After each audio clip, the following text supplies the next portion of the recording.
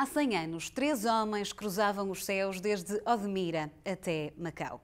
Uma viagem comparada aos descobrimentos, uma viagem financiada pelo povo português, ele próprio, na altura, a passar por várias dificuldades.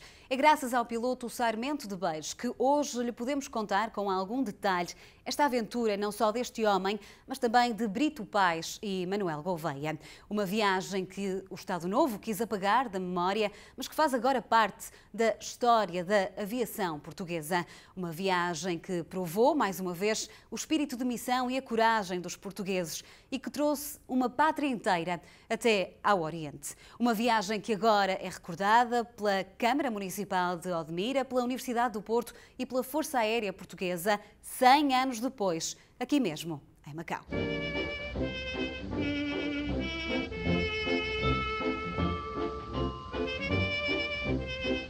Corria o mês de abril e o ano era 1924.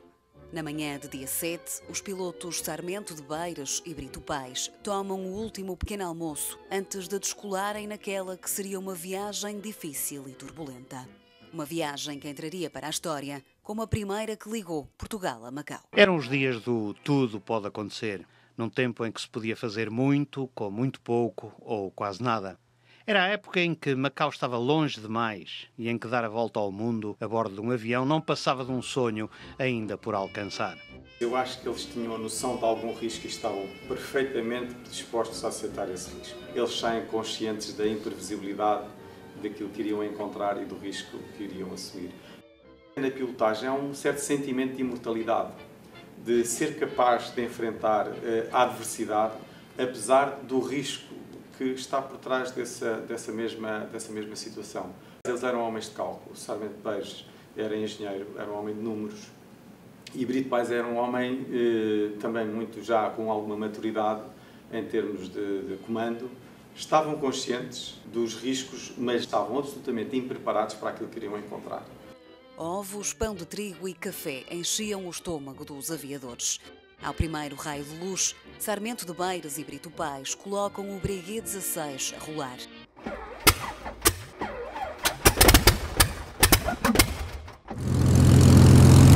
Um avião pequeno, com a Cruz de Cristo gravada nas asas e um motor Renault de 300 cavalos. Eles saem num avião monomotor, não cabinado, portanto vão cabriolé, sofrem o impacto do deserto e também das montanhas. Portanto, eles sofrem temperaturas elevadíssimas, ventos que fustigam a aeronave, que os põem à prova, temperaturas extraordinárias, entre os menos 8 graus quando passam as montanhas e os mais de 50 graus, que é quando eles têm um acidente. Completamente distintas. Adversas, mas que eles conseguiram superar, em alguns casos quase, digamos que, in extremis. Os mapas eram sempre mapas imperfeitos. O Brito Paes, que era o navegador, orientava-se pelo mapa, mas perceberam-se que havia certos montes que não estavam registados no mapa por um triz, que eles conseguiram desviar-se de uns montes enormes, e a navegação fazia-se à vista. Nessa circunstância, o avião tinha de voar baixinho, e ao voar baixinho permitia a percepção da paisagem. E é muito interessante ver as expressões com que Sarmento de Beires refere as minas de carvão, o mar, as salinas, o tipo de reticulado dos caminhos.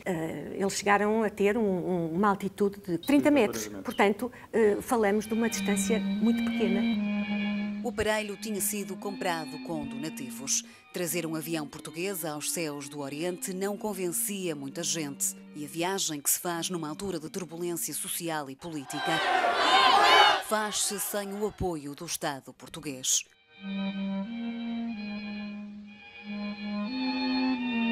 O dinheiro vem de vários sítios. Sarmento de Beires vende um livro de poesia, o Sinfonia do Vento, graças a habilidades que se estendiam à escrita e não se limitavam a pilotar um avião. Mas é a irmã de Brito Paes quem organiza a maior recolha de fundos, uma que começa no Alentejo, mas que acaba por se alastrar a todo o país. E não só. Esta viagem foi financiada apenas pelo povo português, não teve nenhum apoio da Fazenda Nacional e, nessa medida, o povo identificou-se imenso com a viagem. Eram momentos difíceis. Portugal estava nos anos 20 instável social e politicamente, tanto que durante a viagem há uns desassossegos com a classe dos aviadores. De qualquer forma, a viagem foi feita com o apoio do povo português, e eles, os 3 aviadores, referem isso muito bem, não só porque denominaram o avião Pátria, Pátria com um sentimento muito forte de pertença, e depois li várias vezes no livro Sarmento Meirelles agradece ao povo, mas porque o povo acabou por os acompanhar. É muito curioso que, sendo uma viagem financiada pelo povo, o povo que se revoltava contra a carestia de vida foi extremamente generoso e duplamente generoso, porque mesmo estando absolutamente apertado com dinheiro, investe fortemente nas suas inscrições públicas que se abrem a nível nacional e também no Brasil, e também aqui em Macau, e também na Madeira e nos Açores. Portanto, todas as comunidades portuguesas espalhadas pelo mundo se uniram para apoiar esta viagem. Na verdade, quem fez isto são os mesmos que fizeram os descobrimentos, são os mesmos que fizeram o 25 de Abril, portanto é um povo e umas gentes que conseguem fazer às vezes de pouco muito, e portanto é interessante perceber que quando nos juntamos somos capazes realmente de fazer coisas absolutamente heroicas e que transcendem muito daquilo que é a aparente possibilidade de Portugal fazer coisas. Foi interessante a forma como todos quiseram contribuir para uma aventura que tinha muito de esperança, uma espécie de ok, vamos conseguir fazer algo maior do que nós próprios. Era a pátria portuguesa que voava, não apenas 2 e mais tarde 3 portugueses. É preciso ter vivido esses momentos, ter visto a manhã mal transparecendo ainda através da noite moribunda. O Pátria recortava-se na sombra agonizante como fantasma estranho. Parecia outono, cheirava a terra úmida. Vamos. Quem disse a palavra? Nem sei. Tomamos os nossos lugares. São 6h02. Lentamente, como se lhe custasse aquele adeus à terra portuguesa, o Pátria começa a rolar na primeira luminosidade da manhã. E ao fim de 800 metros de corrida, solta-se do terreno macio e aproa a oriente. Com Sarmento de Beiros e Brito Paes, o avião de escola de Vila Nova de Mil Fontes. Não apenas porque Brito Paes era natural do concelho de Odmira, mas também porque naquela época boa parte dos aviadores faziam treinos entre Amadora e Vila Nova de Mil Fontes, e sendo Vila Nova de Mil Fontes uma espécie de Finisterra, era mais fácil a saída de Mil Fontes do que propriamente de Lisboa, e portanto o avião conseguiu fazer logo uma primeira viagem longa, que era uma das questões fundamentais. Também teria ventos favoráveis em Vila Nova de Mil Fontes para poder logo levantar e atingir a altura suficiente. O orgulho também acaba por ser esse. A partir de Vila Nova de Mil Fontes, de Odmira, conseguimos realmente fazer uma viagem absolutamente transcendente e que abraça o mundo.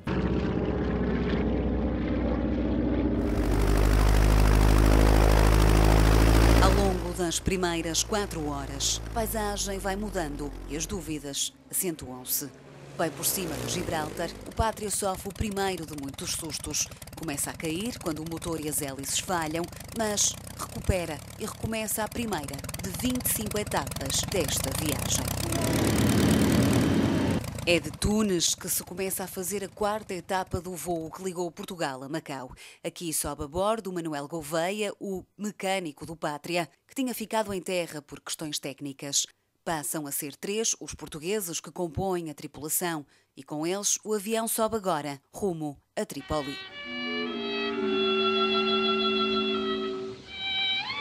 Em Bagdade cumpria-se a 9ª etapa de voo e também um recorde de altitude, 2.700 metros. Um recorde que o Pátria nunca mais viria a conseguir alcançar. Um de muitos problemas no motor levou o primeiro raid de Portugal a Macau a atrasar-se, mas o Pátria continuou rumo a Karachi, onde a história destes portugueses ia sendo comparada àquela dos descobrimentos. O voo do Pátria não foi só a aventura de 3 homens, mas antes o voo de toda uma pátria. Macau estava mais próximo e o mundo tornara-se mais pequeno. Antes de partir nesta missão, em 1921, o Pátria estava já destinado a uma outra viagem que acabaria por não ser feita. Um ciclone varreu Portugal e o hangar onde estava o avião abateu, deixando agora o aparelho completamente destruído.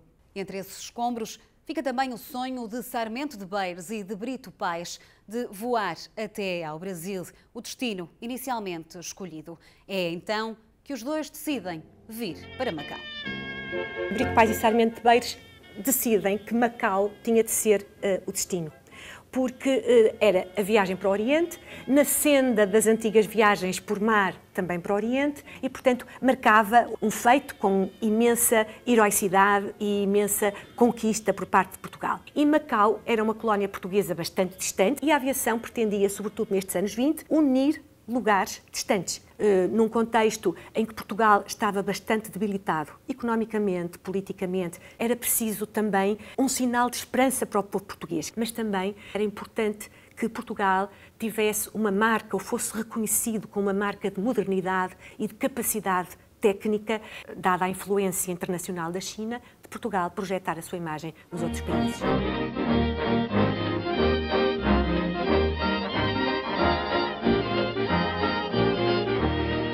Se um ciclone em Portugal não foi suficiente para travar Pais, Beiros e Gouveia, quis o destino que o Pátria fosse destruído para sempre, ao ser confrontado com aquilo que haveria de ser descrito como um Adamastor.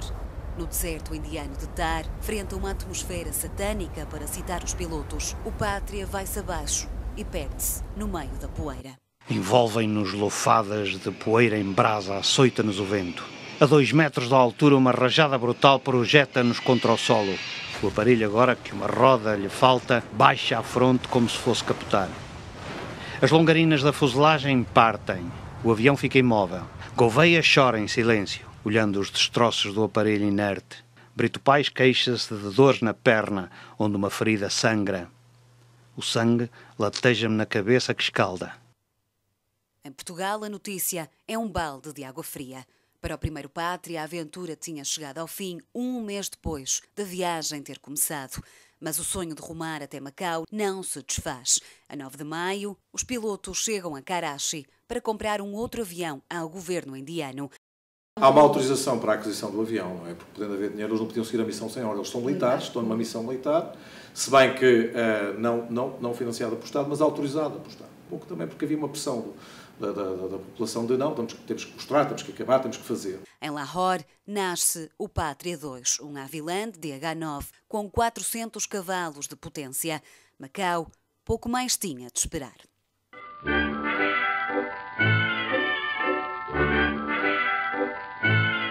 De passagem pela capital tailandesa, os pilotos são recebidos em terra por Joaquim António, um macaense que trabalhava para o cônsul português. Ao longo das várias paragens, diversas avarias entram para a lista. Manuel Gouveia torna a ficar em terra, mais uma vez por falta de capacidade do avião, onde só cabiam 2 pilotos apertados. Já aqui perto, e depois de passar o labirinto que é o rio Mekong, o Pátria 2 consegue atingir Hanoi, no Vietnã.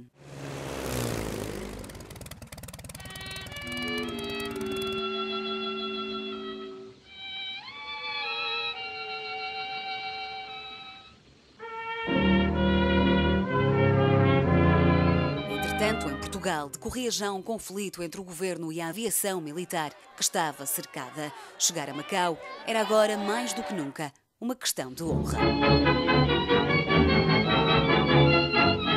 A última descolagem antes da chegada a Macau acontece na manhã de 20 de junho de 1924. O motor hesitava, o gerador deixou de funcionar, mas a bateria do Pátria 2 daria ainda para 2 horas. Macau estava a meia hora de distância e o voo prossegue. Brito Pais reconhece finalmente a Ilha da Lapa no meio de um temporal, que por cá recebia o segundo Pátria.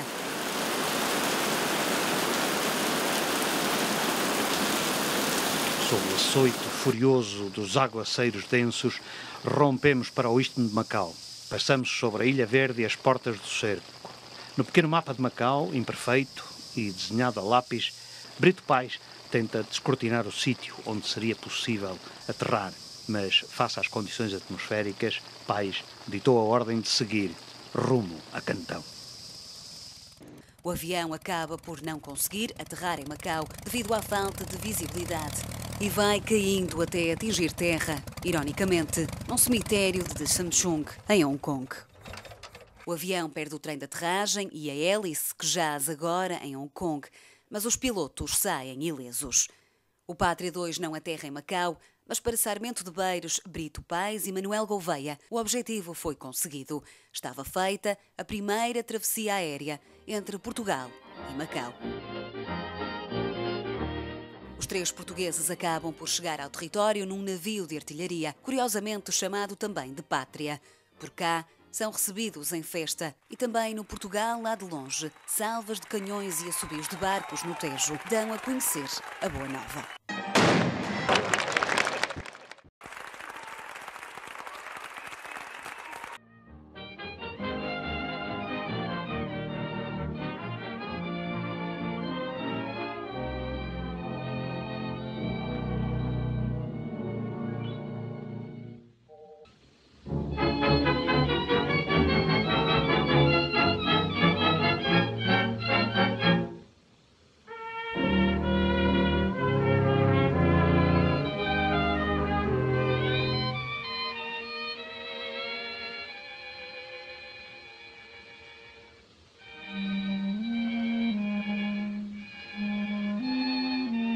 Este feito acabou por não ser tão relevante porque Brito Paes, no período do Estado Novo, foi um homem segregado, afastado e deixou de ter os holofotes que hoje nós lhe podemos colocar. Brito Paes, Sarmento de Beiros e Manuel Gouveia merecem essa mesma relevância. É importante prestar uma homenagem a quem 100 anos atrás fez aquilo que era difícil, era trabalhoso, era doloroso mesmo, fisicamente doloroso. Esta viagem caiu no esquecimento em Portugal. Há 50 anos atrás ainda era falada. Hoje ninguém sabe quem é, uns alunos não sabem quem foi Gago Coutinho, Sacadura Cabral, Sarmento de Beiros, Brito Paes, não conhecem. E é uma condição natural.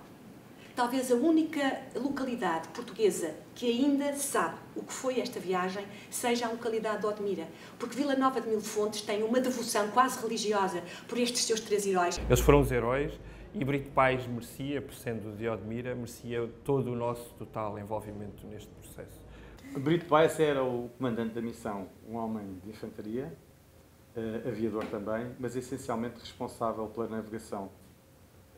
Era um homem com uma enorme maturidade e que, segundo Sarmento de Beiros, que lhe presta uma grande homenagem, sempre, ainda nas situações mais difíceis, sempre soube manter o sangue frio e a serenidade e a determinação para continuar. Sarmento de Beiros era um homem muitíssimo determinado, aventureiro, arrojado, e Sarmento de Beiros representa bem o que era esse espírito de ousadia. Manuel Gouveia começa como soldado na Primeira Guerra Mundial, que trilha, depois é escolhido para ser mecânico, e é uma peça fundamental. Não vai no início, na primeira tirada, porque ou Manuel Gouveia ou combustível, portanto era a escolha. E não vai no fim também. Porque não cabia mesmo. Pois. Não cabia mesmo. Ele já no Breguet ia muito apertado, e em condições muito difíceis, mas o Manuel Gouveia é o homem que, depois de ir todo torcido, chega, aterra e é ele que vai tomar conta do motor. Portanto, ele é tão fundamental quanto qualquer um dos outros. Sarmento de Beiros sobe e desce, como ele diz. Brito Paes mostra o caminho e Manuel Gouveia afina, apita, aperta, põe óleo e é isso. E razão pela qual chegavam onde chegavam.